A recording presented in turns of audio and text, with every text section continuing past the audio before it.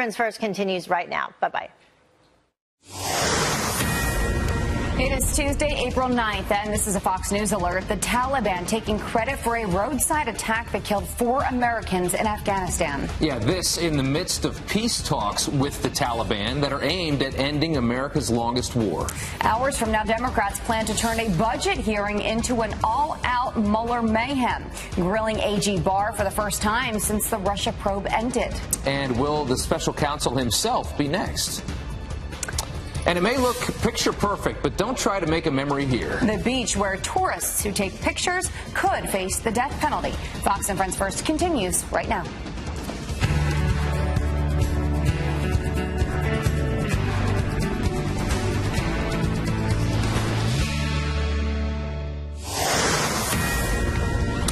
All right, good morning to you. You're watching Fox and Friends First on this Tuesday morning. I'm Rob Schmidt. And I'm Jillian Mealy. Good morning. Thanks so much, as always, for starting your day with us. Let's get right to this Fox News alert. 3 boy heading towards the Bagram Air Base when their car hit an improvised explosive device. NATO's Resolute Support Mission in Afghanistan confirming those details in a statement yesterday. Now, Bagram Air Base is, of course, the largest U.S. air base in Afghanistan. It's just north of the capital, Kabul. NATO Resolute Support also confirming that as well are anticipating a spring offensive, possibly more violence to come. Back to you guys. Kitty, thanks so much. All right, a man is behind bars accused of plotting to ram into crowds in an ISIS-style terror attack here at home. Prosecutors say Rondell Henry stole a U-Haul truck with hopes of driving it into crowds at the National Harbor in Maryland, causing catastrophic damage. He allegedly wanted to attack Washington's Dulles Airport, but he couldn't breach a checkpoint. Henry is a naturalized U.S. citizen born in Trinidad. He's charged with stealing that U-Haul. More charges are expected. Up to grill the Attorney General on the Mueller report today. This comes as top Republicans say more criminal referrals against the DOJ and the FBI could be coming down the pipeline. Todd Pyro is live with what to expect from today's Capitol Hill hearing. Good morning, Todd. Good morning, Rob and Jillian. Good to see both of you. What's supposed to be a run-of-the-mill budget hearing is expected to be an interrogation of William Barr about his handling of the Mueller report. Now, despite the fact that Barr is likely to release a public version of the report in the next week or so, Democrats plan to attack his decision-making process in crafting his 4-page summary, which many say exonerates the president. But Congressman Doug Collins says it's Bob Mueller, not Barr, the public needs to hear from, writing in part that it is the special counsel who is, quote, best positioned to testify regarding the underlying facts and material, calling for Mueller to testify the week of April 22nd. Then there's this. Republicans fighting back against potential abuse at the highest level of our nation's law enforcement, with Mark Meadows teasing more criminal referrals against DOJ and FBI officials, and Devin Nunes saying he's ready to send 8 criminal referrals to the AG on the origin of the Russia investigation. We're referring all those to make sure that they get the proper sunlight put on them and transparency so that they can be followed up on. The other 2, I think, are more difficult that are involve conspiracy. I think there were a bunch of people who wanted to be the next Watergate deep throat within the FBI and DOJ, and they were leaking, and they were proud to do it, and they were all conspiring together, and that's what we're asking the DOJ to look into. Nunes says he's releasing documents showing U.S. ambassadors conspired with the FBI and DOJ to harm President Trump, adding that charges could include conspiracy to lie to Congress and the FISA court. Jillian, Rob? All right, Todd. Thank you. Okay.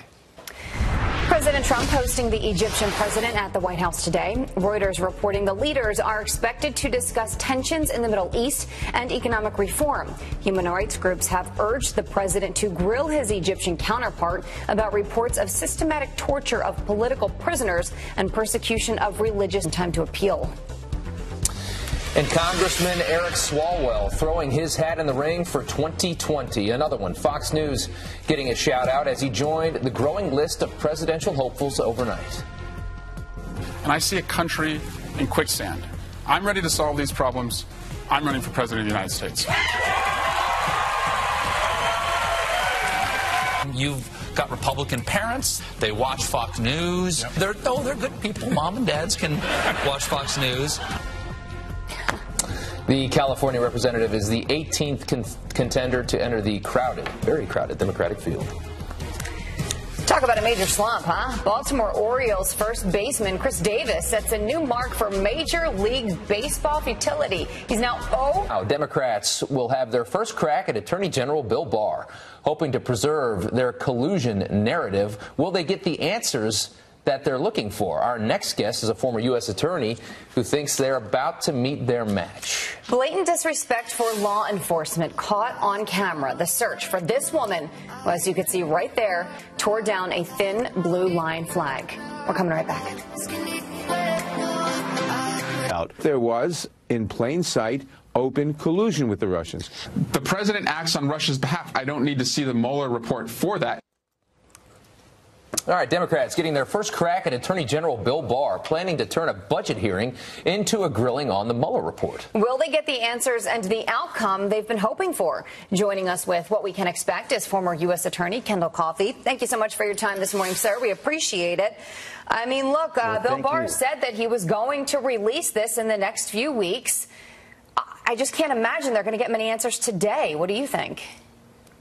Well, I think he's going to have to say that the details are not available yet, premature to comment, and he can explain that some of the reasons that he decided to issue some conclusions right now, which, by the way, he should be doing. The American public's been very, very focused on getting an answer. He provided the answer, but people that didn't like his conclusions are, of course, saying it wasn't enough and why this and why that. But I think his letter should pretty much have brought an end to this so-called collusion investigation. Yeah, Kendall, Adam Schiff and a lot of the Democrats, they keep pointing to these two examples of collusion in plain sight. You know, the president asking Russia to find those emails during that one debate, and then the Veselnitskaya meeting at Trump Tower. They say that is Russian collusion in plain sight. But here is part of AG Barr's summary on the Mueller report. This is Bill Barr saying the special counsel's investigation did not find that the Trump campaign or anyone associated with it conspired or coordinated with Russia in its efforts to influence the 2016 U.S. presidential election. And let's keep in mind, Bill Barr is still working with Bob Mueller on this. This is one of his biggest projects. If he was misrepresenting Bob Mueller, wouldn't Mueller say something about it? Of course. Barr obviously has a great reputation, a lot of integrity, and he's not going to misdescribe a report that eventually is probably going to become public anyway. But I think what we may start to see at this hearing is Democrats try to pivot to their last gasp hope, which is the subject of obstruction. And we know that Barr said there was no obstruction. I think that was the correct analysis, not only based on the fact that the president has the right to hire and fire executive appointed officers, but also obstruction has always been a crime of fabricating evidence or suppressing evidence or improperly influencing witnesses. These elements have never been crystallized in this scenario. So I think Barr's conclusion that there's no obstruction is something that's going to get pushed back on, but ultimately he's correct in his legal analysis. You wonder why all of the people who for so long have been very clear in stating we have evidence of collusion, it is there in plain sight, you know, why aren't they coming forward with it then? That's the big question. Well, we're finding out that there really wasn't any kind of criminal conspiracy. That maybe there was a meeting in Trump Tower where one campaign wanted to see if there was op research on the other. That happens every day. That happens in every election. It's not a crime. Right. Mueller clearly doesn't think that that is anywhere near collusion, or else he would have said so after this exhaustive 2-year investigation. Let's go over now. You've got Nunes talking about these 8 criminal referrals to the DOJ. This is looking into how you know, the Trump investigation was handled, the FISA warrants. There's 8 names we're expecting here. Who do you think these names could be? Well, I think there's going to be more than 8 names, because in some instances, for example, he's describing the global leak investigation. There were leaks all over the place, especially in the early months of the investigation by Mueller. And we've seen in cases that if DOJ really wants to push a leak investigation, they can get to the bottom of it. You may remember years ago it happened with Scooter Libby. Certainly Andrew McCabe was involved in leaking, and that leak was ultimately investigated and found to have established that he was lying in connection with an internal DOJ investigation. I think the names that we're going to see are going to be the ones we've been hearing all along. I think there should and will be a focus on a couple things. One is the FISA application, where it appears that there was important information that was left out? Was that an intentional omission or misrepresentation of the court? They're going to look at that. And then we've just got to examine ongoing things such as Peter Strzok and Lisa Page, who said and their FBI people at a high level were going to stop Trump from becoming president. In many respects, that's one of the most pernicious of all the things we've seen in the last couple of years. And that needs to be investigated, and a message needs to be stated that that kind of law enforcement effort to affect a democratic process of election, that must never happen again. Okay. All right. And we'll see if anybody actually gets their feet held to the fire on this. Yeah. Thank you for joining us. We appreciate it. Hey, thanks for having me. It is 18 minutes after the hour. The NCAA title game ending in an overtime thriller. Good morning and welcome back. One state is using $250,000 taxpayer dollars so law students can help illegal immigrants in court. Legal clinics at Rutgers and Seton Hall University will also give students credit for doing pro bono work for illegals facing deportation and refugees trying to get asylum. And a woman walking by goes right up to the thin blue line flag and rips it right down. You see it there. Take a look at the surveillance video. This is near Oakland, California. Police now looking for that woman and the other who they say damaged and stole that flag from a local business. The thin blue line flag, of course, honors officers who have lost their lives in the line of duty. It's awful. Well, it's April now, but March Madness ends in a fitting way. Virginia with the all-time turnaround title. Good stuff. The Virginia Cavaliers winning their first ever NCAA national championship, beating Texas Tech in dramatic fashion. Sports reporter Jared Max with Fox News Headlines 24/7, Sirius XM 115, here to break it down. And we knew history was going to be made. We just didn't know in what capacity. Yeah, I mean, neither team had ever won a title. Yep. Virginia 1 year ago became the first team ever to lose to the number 16 seed in the first round. So they show the heart of a champion. And the champ Muhammad Ali once said that only someone who knows what it's like to be defeated can reach down to the bottom of his soul and come up with that extra ounce of power to win when the match is even. National champion, the final score, Cavaliers with a final 11 points, and they win a tournament which saw them nearly repeat last year's misery. They trailed by a bunch in the opening round to a 16 seed. They won that. They beat Purdue somehow, and then they beat Auburn on Saturday. Likely headed to the NBA. Sophomore DeAndre Hunter described what it's like, how he turned it around. I just tried to be aggressive. I was aggressive in the first half, I believe, but my shots just weren't falling. And I just tried to do the same thing in the second half, and my shots were falling. Thought it would come down to one last possession, and it did in regulation. And then in overtime, it just got away from us a little bit. But this is life, and, we'll bounce back. Texas Tech coach Chris Beard will bounce back. They can only do so like Virginia did. What an amazing end to the college basketball season. The better team wins, and you've got to play every minute of that game, Yeah, and the better team, I think, did win here, but Texas Tech gave it a great fight. Yeah, all right, absolutely. Jared, thanks so much. Appreciate it. Thank you. 25 minutes after the hour, while you and Congress were sleeping, a Ninth Circuit judge decided that Mexico is appearing before lawmakers for the first time since the Mueller report on Russian collusion was completed. The hearing is scheduled to focus on the Justice Department's $30 billion budget request. And just moments ago, Benjamin Netanyahu just cast his ballot in Israel. He's hoping to win a fifth term as prime minister as millions of Israelis head to the polls today. Bibi, as he's known, is neck and neck with retired General Benny Gantz. Netanyahu promising to annex Jewish settlements to extend Israel even further in the West Bank if elected. All right, asylum seekers will no longer need to wait in Mexico for their hearings here in the U.S. A federal judge blocking that White House policy as outgoing Homeland Security Secretary Kirstjen Nielsen speaks out for the first time since resigning. Griff Jenkins joins us live in Washington with more on the security shakeups and a big decision last night. Griff. That's right. Good morning, Rob. Another legal hurdle for the president's border battle. Judge Richard Seaborg of the Ninth Circuit Court of Appeals in San Francisco blocking the administration's Remain in Mexico policy of returning asylum seekers to Mexico as they wait for their claims to play out. Nielsen is named as a defendant because it was under her leadership at DHS that they implemented this policy, officially known as the Migrant Protection Protocols. Began 4 months ago at that border crossing between San Diego and Tijuana. Judge Seaborg ruling that the policy, quote, lack sufficient protections against aliens being returned to places where they face undue risk to their lives or freedom. Now, the ruling does not immediately take effect as the court is waiting until Friday, allowing the administration time to possibly appeal. No word yet from the DOJ, but the president is weighing in on Twitter, saying a Ninth Circuit judge just ruled that Mexico is too dangerous for migrants, so unfair to the U.S., out of control. The ruling comes as Secretary Nielsen speaks out for the first time since her resignation Sunday. I just want to thank the president again for the tremendous opportunity to serve this country. I'm forever grateful and proud of the men and women of DHS who work so hard every day to execute their missions and to protect the homeland.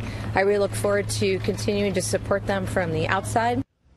And the shakeup at DHS continues. Randolph Tex Alice, the U.S. Secret Service director, shown the door yesterday. He was among a handful of other officials announcing departures in what appears to be, Rob, a wide-ranging overhaul of this Homeland Security team of leadership. Rob? Yeah, the president showing he is all in on border security over at DHS. Thank you so much, Griff.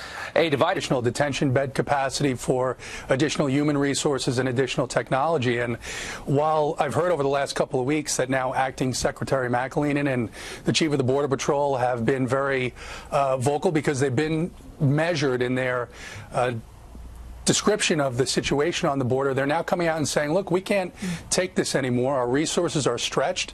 It's creating a dangerous situation. And I think that's very credible, that without some type of congressional intervention, it really won't matter who's in charge. Those resources are stretched and it's becoming dangerous. DHS estimates that March's border apprehensions will hit 100,000. That hasn't happened since April of 2007. The felon who lied about being a missing boy is due in court today. Brian Reaney faces up to 8 years in prison for making false statements to police. Last week, Reaney claimed he was Timothy Pitson, a boy who disappeared in 2011. He admits he learned about Pitson on TV and wanted to get away from she encounters. The woman taken into custody at the President's Florida Club last week claimed she was there for a social event, but she was carrying multiple cell phones and a thumb drive with malicious software. Prosecutors now say she had thousands of dollars in cash inside her hotel room, along with hidden camera detectors and other electronic devices. A judge will decide next week if she will remain in jail until her trial. Actress Felicity Huffman could face up to 10 months in jail after pleading guilty in the college admissions scandal. She's accused of paying $15,000 to boost her daughter's SAT score. In a statement, the actress writes, "I am in full acceptance of my guilt and with deep regret and shame over what I have done." The other actress, Aunt Becky, Lori Loughlin, is not on the list of people who have agreed at this point to plead guilty in that admissions scam. All right, Janice, I think Mother Nature's a little confused. It was like summer in half the country and then full-on winter in the other half. Yes, and we have a big winter storm that's brewing across the northern plains and the upper Midwest. Some places could get over a foot of snow. Oh, I know. And yesterday it was like 76 here in New York, and we dropped 30 degrees. My car said 81 when I jumped in the afternoon. I mean, oh, well, wow. Yeah, I think sometimes cars are a little bit warmer than the outside the thermometer temperature. is not really a great right, car thermometers. Really well, We could have a whole, section about car thermometers. All right, here we go. Current temperatures, 50 in Chicago, 46 in New York, and look at that cold air across the northern plains and the Rockies. That's our next storm system. I want to just point your attention to the southeast. That's where we could see the potential for severe storms today. Large hail, damaging winds, isolated tornadoes across portions of the southeast up towards the mid-Atlantic. So watching that system, here is our next weather maker that's going to bring a very formidable storm across portions of the Rockies, the northern plains, and the upper Midwest. So this is through Friday. Whoa. Yeah, 6 to 12 inches of snow, and we could see the potential for flooding depending on where that freezing line sets up. But this will be a big deal as we head through the next couple of days. We could actually see the potential for blizzard warnings. So stay tuned. We will keep you up to date. So part of the country is still dealing with winter. The other half could deal with the potential for flooding. And look at the temperature difference on Wednesday. Whoa. Yeah, we're talking about 84 in Little Rock and 29 in Marquette. So you can really see the difference between winter and summer. Yeah. Whoa. They say that 3 weeks of summer in Minneapolis is incredible, though. They really love it. That's true. You're always the silver lining this week. It's fantastic. You and your car thermometer. Don't get used to it. Janice, thank you so much. 37 minutes after the hour, 2020 Democrats hoping to lure voters in with the promise of a lot of free stuff. And next on their list, at least for Bernie Sanders, giving felons the right to vote while they're in prison. But free college tuition, amnesty for illegal immigrants, and now at least one candidate wants to give convicted felons the right to vote. I understand that in your home state of Vermont that incarcerated people are allowed to vote. Would you commit to that on a nationwide scale? I think that is absolutely the direction we should go. You're paying a price. You committed a crime, you're in jail. That's bad. But you're still living in American society and you have a right to vote. So what do you think about these ideas? Are these platforms realistic? Here to debate that is Ron Meyer, political analyst for Media DC, and liberal analyst Kathy Aru. Guys, thanks for coming on this morning. Kathy, it certainly seems like they're pushing for everybody that's probably going to vote Democratic to be able to vote. Well, they definitely want those swing voters, and they do believe that the prison population has those swing voters. So it's definitely about 2020. But Bernie Sanders is interesting because he's been against these mass incarcerations in the United States since 1991. So this is not new for him to be talking about the problem with incarcerations in our country. And the U.S. is a country who incarcerates most of its citizens. Like 1 in 100 people are in jail right now in our country. So that's a lot of people without a voice that cannot vote. Okay, Ron, what do you think about what do you think about setting up the polls and the voting blocks? Well, all right. So you're talking about protecting the those, prison blocks.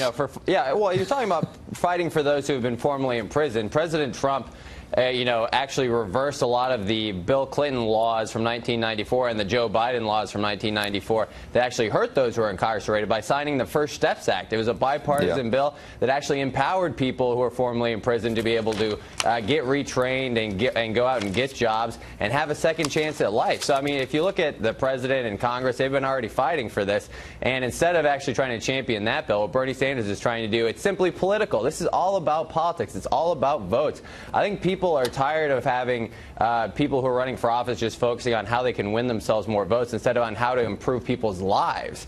And that's the difference. If Bernie Sanders truly cared about those who are formerly in prison, he'd talk about trying to champion reforms to make sure those people would have a second chance at life instead of just talking about how Democrats get more votes in 2020. Kathy, let's go. I want to broaden this out a little bit. I want to talk about that as well as, you've got free health care, free college tuition, Green New Deal they're all supporting, or many of them are supporting. All of this together, are these realistic platforms? Realistic platforms. Are these things we're ever going to actually see in this country? Wouldn't that be nice? I mean, I don't know why anyone would be against those things. Who doesn't want their children to have an education? Who doesn't want their children to have health care? These are all things that people can get behind. So, but do you want your children to be taxed at 70–80% to pay for all these things? Who's to say that they are? Taxes aren't going to the right places anyway. We have bridges to nowhere. Taxes are spent left and right in all the wrong places. We know about that. You want to send more money to Washington because it's been so mismanaged? No, absolutely not. The money that's in Washington should be managed correctly. Not more money, just manage it correctly. Everyone knows that the money's not being managed correctly. Ron, what do you say? We all know that. I mean, once there's free health care and free college and free daycare, I think the next thing has to be free beach vacations at this point for the Democratic candidates running in 2020. I mean, I think everybody, I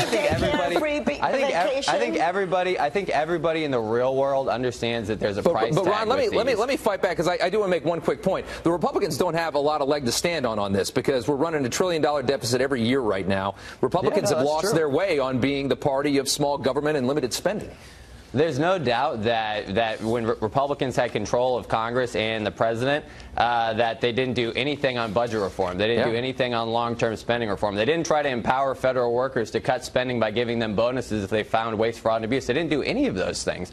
And so there's no doubt that both sides have a lot of work to do when it comes to making realistic promises about the future of this country. And frankly, I think both Kathy and I could say, and Rob, I think everybody that's on the program right now, they're leaving us, the next generations, a pile full of debt and really tough decisions. The thing is, these Democrat candidates who are promising all those things, that's all they're doing too, is because it has to be paid for. And who's it going to be paid for? The next generation. And exacerbating the problem already. We can promise you one thing. This show will always be free. Well, that's our platform. Yeah. Guys, thank you so much. Thank you. I could use a free beach vacation about now. Sounds pretty good. Fantastic. It's the establishment Democrats versus the far left. How Nancy Pelosi just showed Alexandria Ocasio-Cortez who the real boss is. First, let's check in with Steve Doocy, see what's coming up on Fox and Friends. You look very pensive, Steve. I'm with Jillian. Whatever candidate is going to give me a free vacation is going to get my vote. Right? Absolutely. Sounds great. That's how it works. Mealy kill me 2020. Oh, that would be great. Listen, coming up on Fox and Friends, it looks like there's another guy who's thrown his hat into run for president of the United States. And is Alec Baldwin, the actor who spoofs the president, is he serious about maybe running? Well, we've got a busy 3 hours. Kicks off 14 minutes from now. We got some great guests already booked. Judge Andrew Napolitano's in the House. We're going to be talking to him about Devin Nunes' $150 million lawsuit against a big newspaper chain that he says done him wrong. Also, Congressman Michael Waltz, Christopher Scalia, the son of late Justice Antonin Scalia, is out with a new book, and the Second Lady of the United States, Karen Pence. And the new movie Breakthrough shares a miraculous true story of the power of prayer after his son ends up dead for 40 minutes when he fell through the ice. His mother's prayers, they feel, brought him back to life. The real-life pastor from the film is going to join us live. So we have a busy 3 hours. Ladies and gentlemen, kicks off 13 minutes from right now. And we are looking forward to it.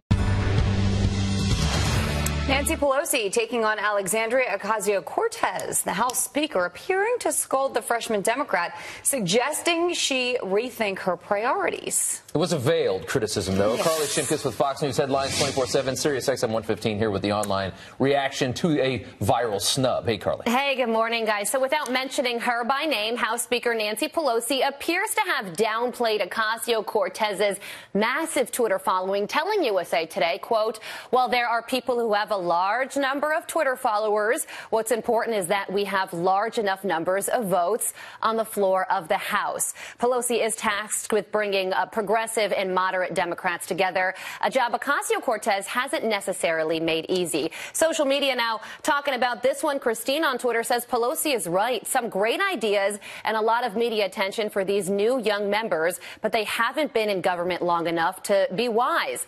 Learn a bit before you suggest how the system should work. Another Twitter user chiming in saying that's why Trump won. Democrats don't understand the pulse of their own party. Pelosi and Ocasio-Cortez have differed on several key issues, most notably the Green New Deal, a proposal Pelosi once referred to as the Green Dream, or whatever they call it. Okay. Alec Baldwin, one of my favorite actors, been in a lot of great movies. I don't know what I think about him politically running for president, though. Well, he plays the president on TV. Now he's wondering if he could score some votes in real life. Take a look at this tweet he posted yesterday saying, if I ran for president, would you vote for me? I won't ask you for any money, and I promise I will win. Beating Trump would be so easy, so easy, so easy. Social media reaction to this one has been mixed. One Twitter user says, that's what Hillary Clinton thought. Frank also chiming in, tweeting, running for president isn't make-believe, like acting. And lastly, this person on social media says the question isn't whether or not you could beat Trump. The question is whether or not you would be good in the job. Baldwin later responded to all the feedback that he received, saying these tweets saved me millions in polling. So what do you think, guys? Do you think he's serious, or is he just joking around? I highly doubt it. I think he's joking around. The wife and the babies, he's too busy. Yeah. Now, the next question is, are people serious when they eat their cereal with water? Your daily dose of social media controversy, courtesy of a Reddit user who is claiming cereal is better with water than milk, saying the taste of milk conflicts with the taste of the cereal, whereas water does not. While still getting the same texture, water does not ruin the taste of cereal. Well, thousands of angry breakfast lovers now biting back. Susie says, to be fair, eating it with skim milk is almost like using water. Another person on Twitter saying, do you drink the water afterwards? That is so gross to me. Ew. And another person saying, this has to be by far the most unpopular opinion in the world. You're not human. That's funny. Of all of the unpopular opinions on Twitter, this one has been labeled the least popular. Yeah. That video is just disgusting. Just seeing it in water is just gross. They found video I don't want to see of cereal with water. Kudos to our producer. I find that offensive, Carly. Let's get that off your TV screen. Carly, thanks so much. I'll block it for you guys. I appreciate that. Perfect. 53 minutes after the hour, the UK set to take unprecedented control of social media, holding them responsible for any harmful content. A Fox News alert for you. The Taliban taking credit for a bomb blast in Afghanistan that killed 4 Americans, 3 of them service members. We are live with what it means for peace talks with the terror group. And a California judge shutting down the president's new migrant asylum policy overnight. How the White House is refusing to back down as it revamps its approach to ending the crisis. And a fitting championship ending to the madness. Rebound into the hands of Hunter. And Virginia with the all-time turnaround title. All-time turnaround, Virginia and Texas Tech going into overtime to make history. Fox and Friends First starts right now.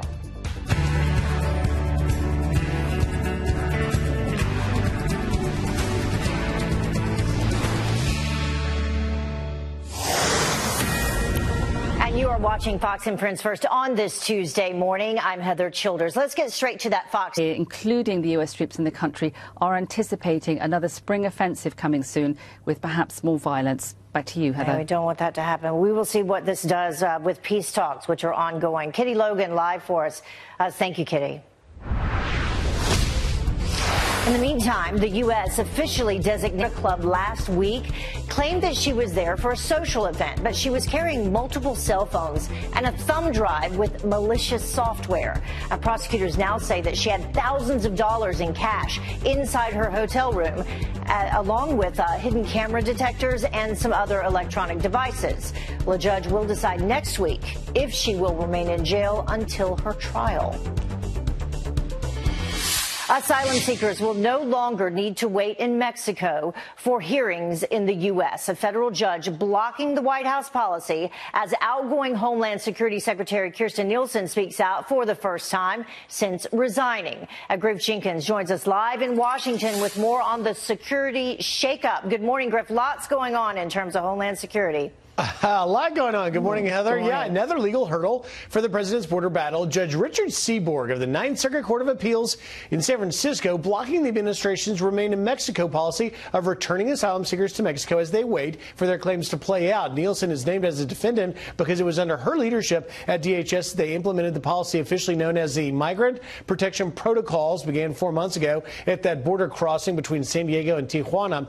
Judge Seaborg ruling that the policy, quote, lacks sufficient protections against aliens being returned to places where they face undue risk to their lives or freedom. The ruling does not immediately take effect as the court is waiting until Friday, allowing the administration time to appeal. No word from DOJ yesterday, but the president is weighing in, surprise, on Twitter, saying a Ninth Circuit judge just ruled that Mexico is too dangerous for migrants, so unfair to the U.S., out of control, he says. The ruling comes as Secretary Nielsen spoke out for the first time yesterday since her resignation Sunday. Here you go.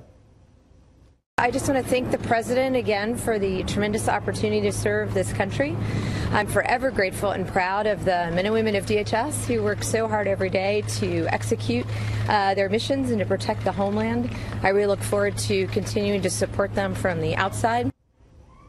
And Nielsen is the last, far from the last, in this shakeup that seems to be going on, Heather, at DHS. Late yesterday, the head of the U.S. Secret Service, Randolph Alves, was shown the door, and we are told more are coming as the president focuses on getting a tougher path forward on this border battle. All right. More to come. Griff Jenkins live for us. Thank you, Griff. Appreciate it. Well, the field of